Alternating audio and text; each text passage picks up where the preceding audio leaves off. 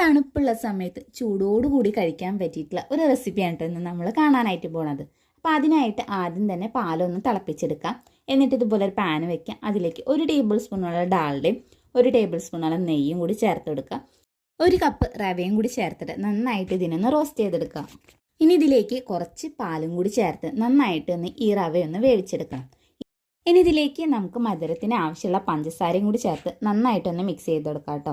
അടുത്തതായിട്ട് ഇതിലേക്ക് നമുക്ക് കുറച്ച് തേങ്ങ ചിരവിയതും അതേപോലെ തന്നെ 3-4 ഏലക്കായ കൂടി ചേർത്തിട്ട് നന്നായിട്ട് തന്നെ യോജിച്ച് കൊടുക്കാം കേട്ടോ. നന്നായിട്ട് എല്ലാം കൂടി ഒന്ന് മിക്സ് ആയി കഴിഞ്ഞാൽ നമുക്ക് ബാക്കിയുള്ള പാലും കൂടി ചേർത്ത് കൊടുക്കാം കേട്ടോ. ഒരു ഡിഷ് നമുക്ക് തണുപ്പത്ത് മാത്രമല്ല കേട്ടോ, എപ്പോൾ വേണമെങ്കിലും കഴിക്കാം. നമുക്ക് ബ്രേക്ക്ഫാസ്റ്റ് ആയിട്ടോ അല്ലെങ്കിൽ ഈവനിങ്ങിൻ്റെ സ്നാക്കൊക്കെ ആയിട്ട് നമുക്ക് കഴിക്കാവുന്നതാണ്.